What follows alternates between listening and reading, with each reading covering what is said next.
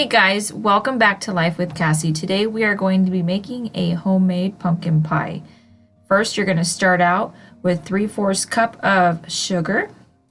And now you're going to start with 1 teaspoon of ground cinnamon, a 1/2 teaspoon of salt, a 1/2 teaspoon of ground ginger, and a 1/4 teaspoon of ground cloves to your sugar. And you're just going to whisk this together like so.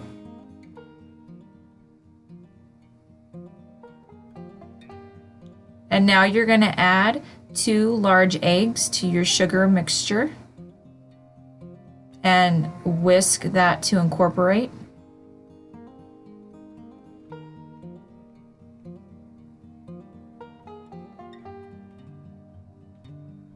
Just until it's smooth. Now you're going to add 1 can, 15 ounces of pure pumpkin. Guys, I got this one at Walmart and I just checked it. It is going right now for 87 cents. So this is a pretty cheap pie to make, especially with the homemade pie crust that I will show you here in a minute. And so you're just going to stir your pumpkin puree into your sugar and egg mixture.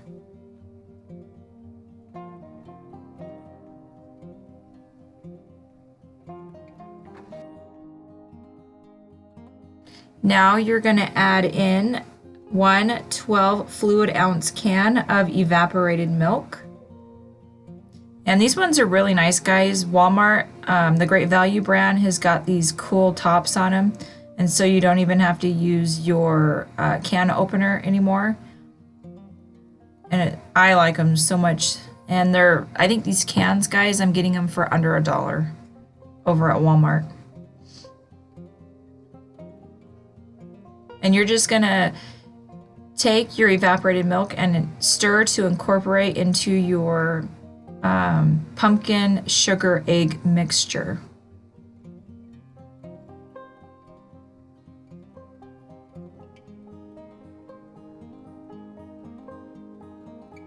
And there you go. You have your pumpkin pie filling. Now you're gonna take a baking pie dish.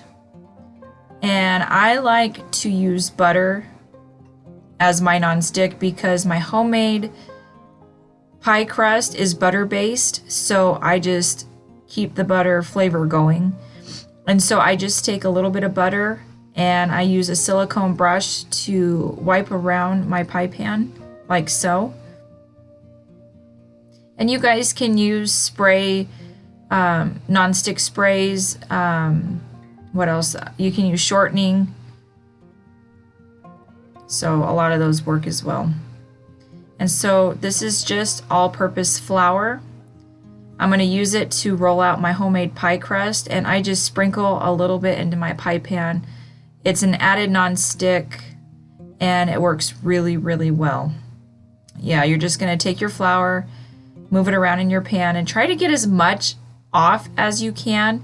And guys, it doesn't matter if you're getting it on your counter, you're going to roll out your pie crust anyways, so it's not a big deal.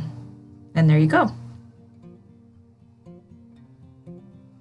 So now you're going to take some all-purpose flour and you're going to flour your surface. I am using a butcher block. Make sure your hands are floured and your rolling pin is floured. That'll help so the dough doesn't stick.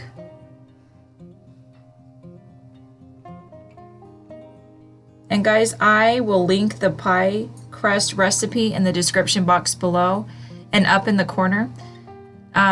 This recipe that I have makes 4 pie crust and it's butter based. This one has been the best one I have found by far, and I think you guys will really enjoy it. And also, this pie crust is on the sweeter side because it does have, I believe, 1 tablespoon of sugar in the crust, in the dough, and it's flaky with the butter. And for the pumpkin pie, this one is the best one I have found by far. It's better than store-bought.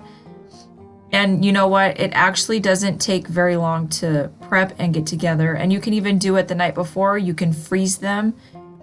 The possibilities with this dough are endless. And you're just going to go ahead and roll your dough out bigger than your pie pan.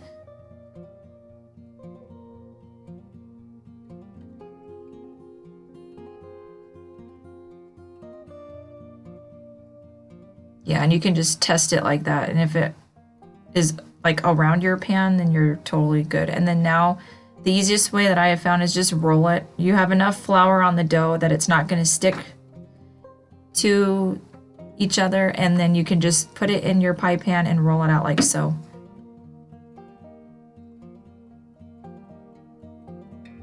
And it's okay, guys, if your dough cracks or splits on you. You have enough to work with, and pie crust, do not be scared to work with it. It is actually very durable. Even if it is cracking or you're having some tears, you can just take the stuff that you're cutting around and put it in the spots and just push on it, and then the dough will cook together just fine. Yeah, so just take some scissors and cut the excess off and just eyeball it. This isn't perfect. It's just pie crust. We don't gotta be perfectionists at it. Yep, and then you're just gonna pinch your edges like so. I said in my pie crust video that some people like to use a fork when doing their edges, and that is a personal preference. I just use my fingers and crimp the edges. Nothing perfect. I just eyeball it and then go all the way around and see. Yeah, you can add it in where you're seeing some holes or any rips or tears, and it just molds right in. You just push it in with your thumbs.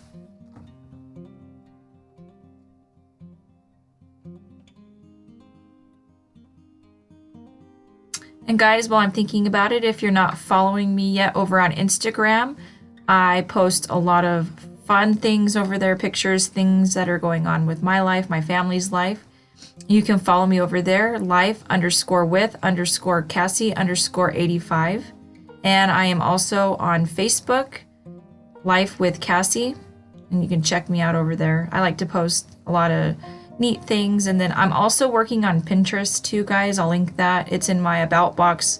You can check that out. It's Life with Cassie over there on Pinterest. Don't forget to follow me over there. So yeah, I'm getting pretty pleased with the crust, guys. It's looking really good.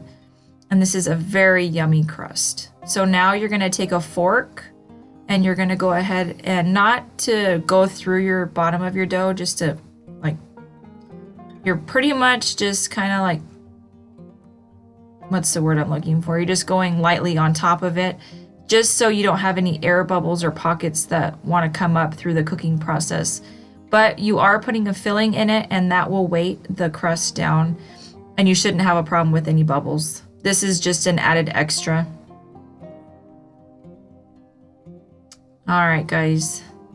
So now we're gonna go ahead and give a quick stir on our pumpkin pie filling. Just to make sure nothing fell to the bottom, and we are just gonna pour it directly into the crust.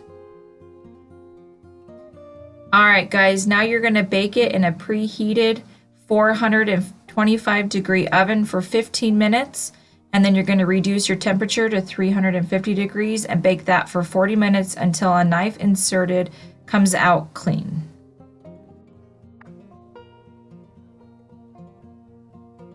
All right, guys, here is your pumpkin pie straight from the oven. Don't forget to like, subscribe, and share, and I will catch you in the next video.